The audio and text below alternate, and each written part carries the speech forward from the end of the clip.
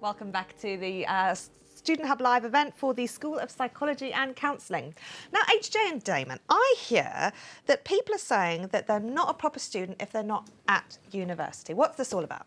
Well, there's a lot of controversy in the chat over this, isn't it? Someone said to Hayley that someone told Hayley that she's not a proper student if she's studying with the OU. Well, I don't think we agree with that at all, do we, Damon? Definitely not, no.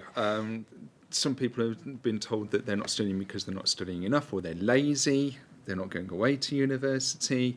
It's just, no, this is not the case at all. They are proper students, they are real students. And I think OU students are anything but lazy. If you just read through the chat of some of the things that people are doing alongside their study, looking after children, work, improving their career. I know when I was studying, I was working as well, so I was always studying on the bus. That was my thing. So definitely not lazy. And I think a lot of OU students probably have more busy lives than people who've decided to go to a brick university. We've just done it in a different way that suits ourselves. And the thing is, employers love OU students because OU students are able to balance work commitments along with health commitments, along with family commitments, the whole gamut of things, and they get through their studies really well, coming out with distinctions at the end of it, and then go on and change careers, and they do fabulously well. Yeah, no, absolutely. I've heard that so often from colleagues in careers, and just that juggling and that resilience and determination is absolutely phenomenal. So don't listen to people saying that. Plus, there are 174,000 people studying with the Open University. So it's very likely that somebody you know is also studying with the Open University as well. Right, I hope that sorted that one out, but we must move on because we're going to talk about assessment, okay? So this is one area that is really, really important, but can leave us feeling a little bit anxious. So I'm joined by Katrina Havard and Sue Nayland. So we're going to talk about assessment in psychology modules, so something fun that our students will be doing. Trina, what sorts of things are they going to be doing while they complete their qualification? Well, there's all sorts of things. We've got the more sort of traditional essays, but we've also got things like creating presentations, writing reports, and sort of trying to write for non-expert audiences as well. So not just using lots of psychology jargon when you're writing. Okay, cool. Now, we've heard from colleagues beforehand about the ways in which they've used like research methods and understanding the question and literature reviews to actually going and doing some really pretty groundbreaking research. So it's really important to learn these skills. How is like writing a poster or writing for somebody who doesn't know anything, what's the point of that in terms of assessment? How does that really show someone who's marking your work what you know? So when you're sort of writing for a non-expert audience, you often have to take really complex issues that might be quite difficult to explain. And there's a real skill in being able to make them in a concise format and make them fun and interesting, and for somebody that's not an expert to understand. Now, you mentioned that there were some bulk standard things like essays, but there are also other things.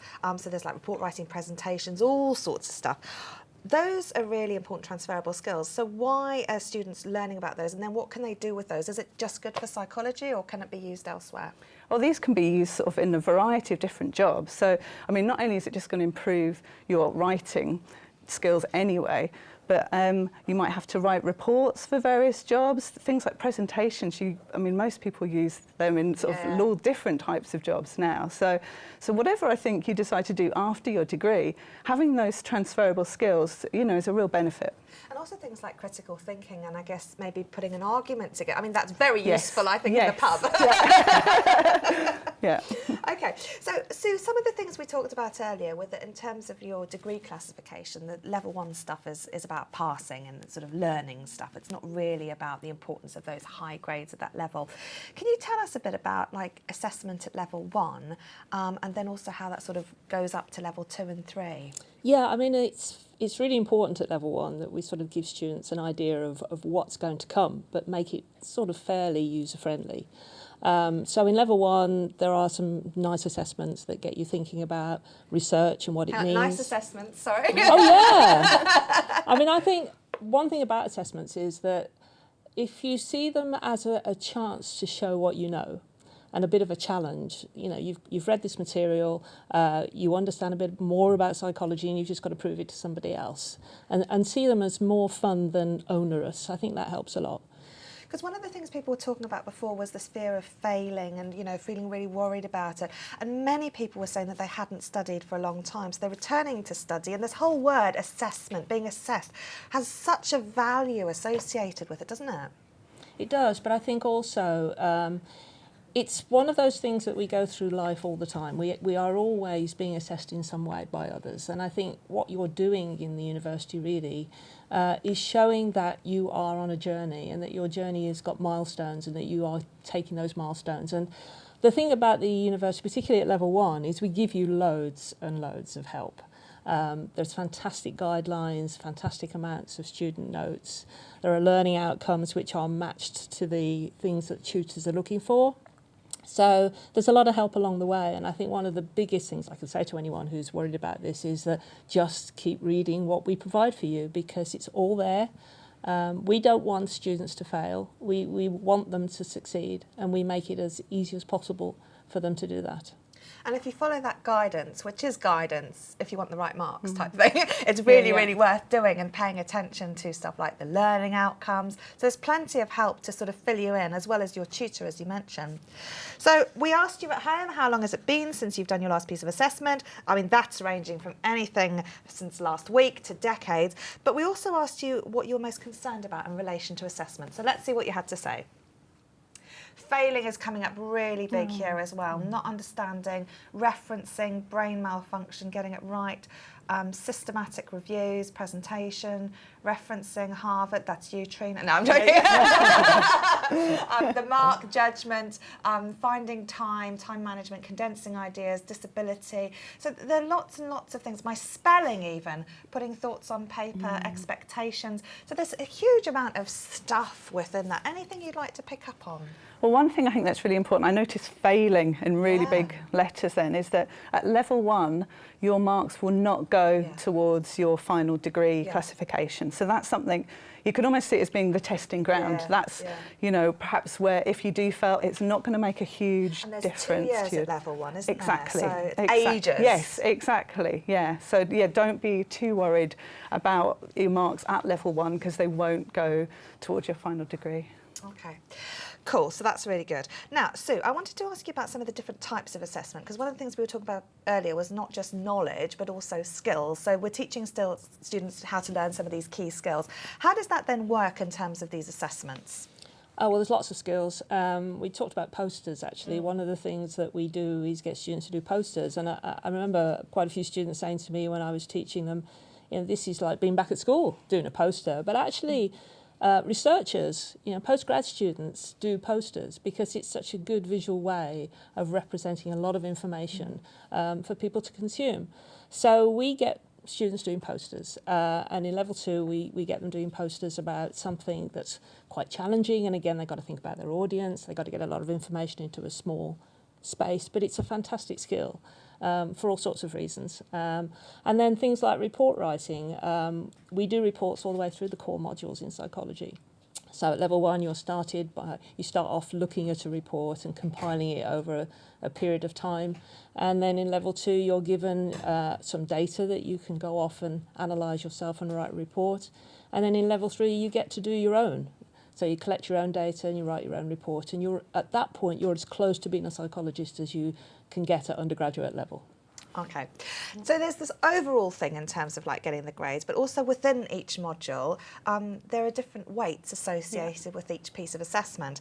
So Trina, how do students then figure out what the weighting is? And is that really important, or should you just try your best at everything? No, that's a really good question. So when you look at sort of the module assessment guidance, it will give you the weighting for each of your TMAs.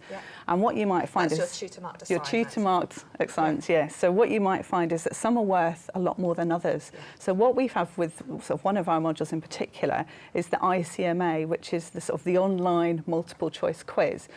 And students quite often get really worried about this, but it's only 10% of their overall mark. So if you've got 20 questions, each question, if you get a few wrong, Yeah. actually it's not going to make any difference. And so it's quite difficult to then calm your anxiety about doing something like that. But it's something that you just shouldn't be getting so worried about. Yeah, no, exactly. And there's this fab assessment calculator, isn't there, that you can go, I used to love doing that, predicting my marks. 90% no. How does that work, and should students sort of keep an eye out for that? Yeah, so there should be a links from, I assume, from the qualification. Is it Student Home? Yes. And you put in your marks from level 2 and level 3, and then you should be able to work out what your overall classification is going to be. Okay, no, that's good. I mean, some of the things, though, I mean, we've been talking a bit earlier in a previous session about the importance of grades for some students, but also the importance of enjoying things for other students. And, you know, you mentioned assessment can be fun and it's a way of learning. And equally, we've seen some of the students with various complex lives. Some months may be better than others, and, you know, so assessment can always vary. What advice do you have about, I guess, the trajectory in terms of assessment and that whole thing about comparing yourself against yourself, and that things may not always be on a level playing field for you? That's a very good question. I mean, I think we know, and I've been a student too at the university, and sometimes you just have a great month and everything goes well and you get a really good score, and then the second time you put in a TMA, it's not so great. But in the end, it's, especially at level 1, you know, it's just making sure that as you go along, you see it as a journey, and that yes, it's going to be up and down. Yes, some things are weighted higher than others. I think one of the things about weighting is to always check when you first start your module exactly what's expected, because there are some assignments, particularly later on, where there are threshold values where you have to get over a certain mark, and that really means that you've got to think more about those ones and perhaps give those ones just a bit more effort and start a bit earlier. And I would always say, you know, get ahead at the beginning, but also think ahead. You know, a lot of students who have done well with me in the past have always been ahead of the game with the assignments. They've known what's coming up, instead of sort of getting one out of the way and then not thinking about any of the others. They've thought about the assignments and they've mapped that to their learning over the period of the module, so that nothing comes as a shock. And I think that's quite an important strategy as well. But we are all human, and our tutors are human. You know, if students are finding things difficult, if they're having a hard time, keeping in touch with your tutor is really important, because there are things that tutors can help with. You know, there are ways in which they can intervene and give students a bit of extra help when things are getting tough. I mean, one of the things students said before was that whole thing about understanding the question. And we're running actually a Student Hub Live workshop, which is an online workshop. So if you want to come to that, get a ticket on Eventbrite, and you can find those on the Student Hub Live website. That's on understanding the question. So often, like afterwards, I've read something and then they're like, this is what we wanted. And you're like, oh yeah, I can kind of see that now that I reread everything. We were talking about that student notes, you know, that you get with your assessment guidelines. How can students most usefully sort of clarify then what they're expected to do? Well, looking at the student notes that you'll have for each module, you'll have one that's specifically tailored for each assessment, but there'll also be the faculty notes, which might have more general guidance about things like referencing, writing in your own words and things like that as well. And I mean, one thing I noticed that you mentioned earlier on was your tutor. So making sure you read the feedback from your tutor. And then, so for example, if even for across modules, it can be really useful. If you have a report for one module and maybe you didn't do so well for that one, if you look at the feedback and think, hang on, I've now got a report for this next module, using that feedback again can really help you improve your marks for future TMAs. Yeah. And in addition to that guidance, they also get these learning outcomes. Now, that can be a bit harder for students to get, but they're really important because they tell you sort of how to do stuff, not just what to do, don't they? It's where the emphasis is. Yeah, and I think the learning outcomes are important too, because we, you know, as tutors have a set of things that they're looking for. There's a good hint in the learning outcomes what those might be. So if you spend a bit of time, not necessarily learning them, but actually just looking at them and thinking, oh well, this is looking for this, and this skill. I need to demonstrate things like that. describe this or critically analyse that, and those words then I guess give you an idea about how much you should do of that thing, isn't it? Yeah, and the word critical is really important because that means you don't just describe it, you actually think a bit more deeply about it, and you allow yourself. And I think one of the things that students often don't do is they don't feel empowered to be critical. They don't believe that they are qualified enough or equipped enough to do it, and they are actually. I mean, students can start to be critical within the first year of their studies and start to think, well, actually, I'm not so sure about that, and feel that that's okay to do. Yeah. Now tell me, Trina, about some of these sort of tactical things students can do, because sometimes they'll have an essay and that's like out of 100. So fair enough, you try your best with that. But sometimes you might get like breakdowns, like in reports, you might say, oh, well, this is worth this many marks and things. And I guess there's some lower hanging fruit that you can nail the marks for, that easier than others. Yeah. I mean, having again looking at what the weightings are and thinking, well, hang on, this TMA here is worth a lot. So I really need to, if you're having time management issues, think about, you know, this is the crucial one that perhaps may even have a weighting that will affect your overall module results. So, you know, I guess it's just time juggling, isn't it, and making sure you dedicate enough time to the TMAs that are going to make a difference. Yeah. Okay, brilliant. Now, let's go back to HJ and Damon and see, how's this issue going about being a real student, and has that been superseded by anxieties about assessment? Well, I think definitely we've crushed that one, haven't we? I think there were a ready audience for that already, I think. So, yeah, now we've sort of moved on to how people are starting to engage with the modules, how they can keep in touch with each other, that kind of thing at the moment.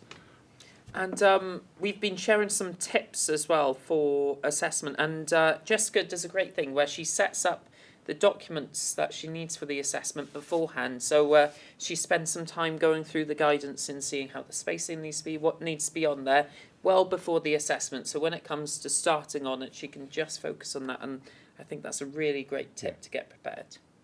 Yeah, that's great. So almost like a template she's got, is it, to line up, so she can just write in it. Yeah. Very good idea. I guess you could copy and paste that as well for each one. Brilliant. Okay, excellent. What piece of advice then would you give to students, just to close on, about assessment? Well, and also the referencing issue as well might be a good one to pick up on. Yeah, bearing in mind what was just said, actually, I think one of the hardest things that students face is actually starting their assessment. Yeah. And I would say, write something, get something on a piece of paper, on your template, just make a start. Because once you make a start, then it will come. And I think just procrastinating and not actually making a start, or reading rather than writing, can make things worse. Yeah. And in terms of referencing, our modules are set up to train you how to reference. We've got lots and lots of activities that help with that. And it's a case of just working through them, just taking advantage of all the help we give you. Because it seems like such a huge thing, but it isn't. Yeah. And it's a skill that's built up over the module. So we expect you to be brilliant at level 3, but we don't expect you to be brilliant at level 1. And just remember that. And our colleagues at the library, they do these fab online workshops about referencing. So you can go to the library website from your student home and you can find out about the events that they've got coming up and book yourself on one of those as well. They really are good fun. Trina, what advice would you give to people about assessment then? I would say something very similar. Planning. So I mean, if you've got an essay, you can make an essay plan. If you've got a report, you can make a plan for that. What are you going to write in each section? It can just be bullet points. Yeah. And again, it's that thing of not starting with a blank screen, which is quite intimidating, really, isn't it? I mean, I think even for us, we're still intimidating, looking at a blank screen. So once you've got that, and then you can start filling in the gaps and making it a complete piece of work. So almost like Jessica's template idea, I guess. You could start with a plan and then maybe think about your paragraphs, your introduction if you were writing an essay, or even the sections in a report, and then think about what goes where and just writing one bit at a time. Yeah, absolutely. Yeah. Brilliant, excellent. Low-hanging fruit. Yes, absolutely.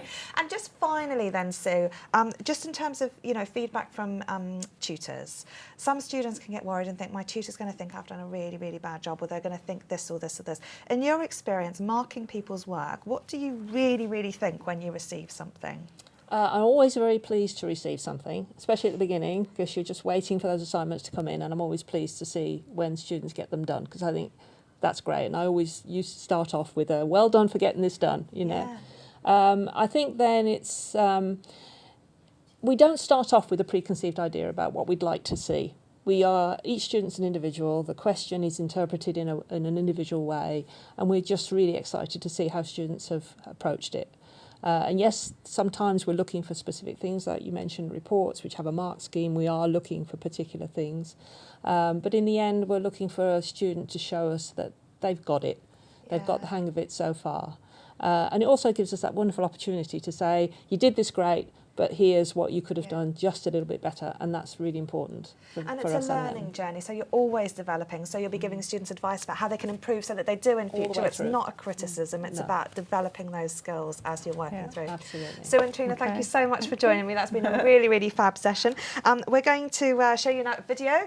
This one is called Have You Been Fooled by Forensics on TV? So don't say we don't teach you anything here at the Student Hub Live. We'll then be back for our next session about support for psychology students. So I'll see you in 5 minutes.